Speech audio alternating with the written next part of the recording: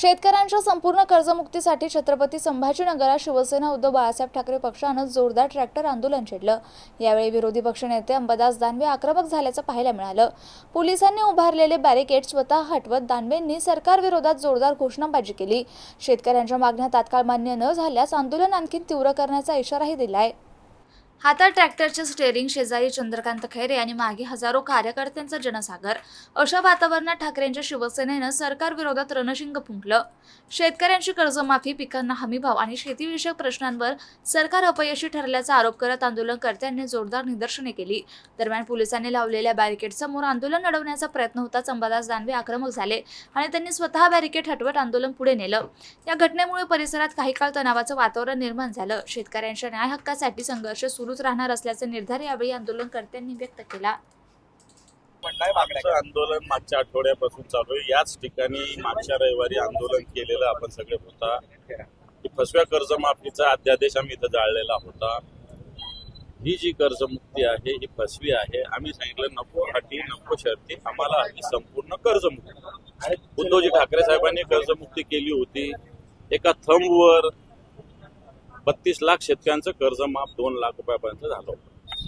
आताची जी कर्जमाफीची योजना आहे ही कर्जमाफी नाही तर कर्ज वसुली, याच्यातले अनेक अटी शर्ती जर बघितल्या तर सरकारला कर्ज द्यायचं नाही, भीक नको पण पुत्र आवर अशा पद्धतीने। समजा सरकार 50,000 रुपये देणार आहे तर त्यांनी काय सांगितलं, जर माझ्याकडे 3 लाख कर्ज असेल तर मी 2.5 लाख भरावं, मग माझं 50,000 माफ होईल। म्हणजे काय, 2.5 लाख जर माझ्या खिशात असेल तर मी कशाला ते थकवेल।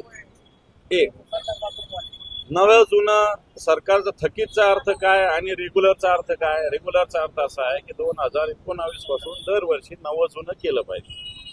नवं जुनं दरवर्षी शेतकरी कधी एका वर्षात कर्ज उचलतो, एखाद्या वर्षात नाही उचलत, गरज नाही पडत। एखाद्या दिवशी चांगलं पीक पाणी असलं तर शेतकरी थोडी कर्ज घेतो, दरवर्षी कर्जच घेतलं पाहिजे असं कोणी सांगितलं? पण सरकारचं काय, याच्यात अटी शर्ती 2019 नंतर सगळ्या आर्थिक वर्षामध्ये नवं जुनं केलं पाहिजे। 20 ला केलं पाहिजे, 21 ला केलं पाहिजे, 22 ला केलं पाहिजे, 23 ला केलं पाहिजे, 24 ला केलं पाहिजे, मगच कर्जमाफी हे रेग्युलर भरतो असा त्याचा अर्थ होईल।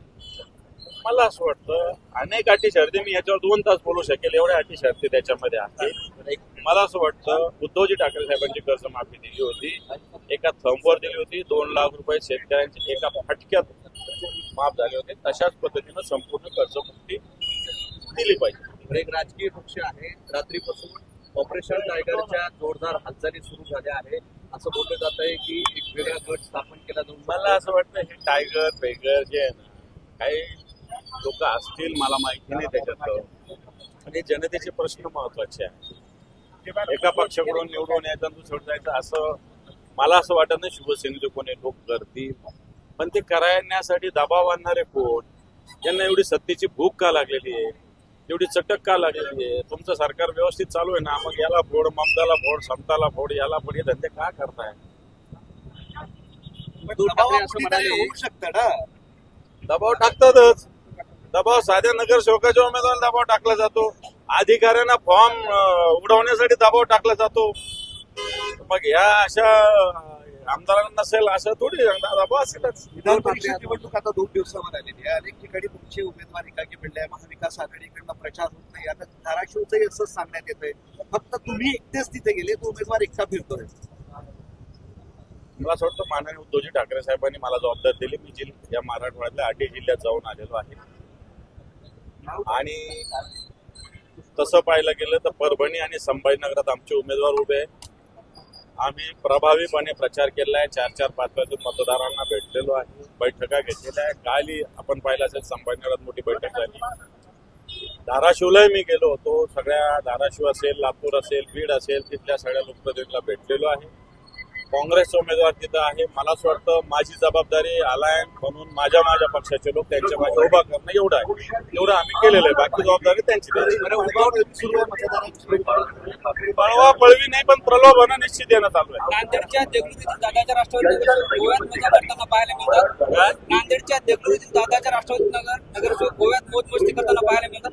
आता आरोपाला विरोधक आपण घोडेबाजार सुरू आहे। भाजपने केलेली कल्चर आहे, भाजपचं कल्चर आहे, मौज मजा करा, एकत्र सहल करा, पैसे घ्या, हे भाजपने कल्चर निर्माण केलं। साधारण सुचिता सबसे अलग, राष्ट्र प्रथम, नंतर पक्ष द्वितीय आणि नंतर व्यक्ती, यांचं मला वाटतं असा विचार व्यक्त करणारे लोक काय काय करतात धंदे तुम्हीच बघा.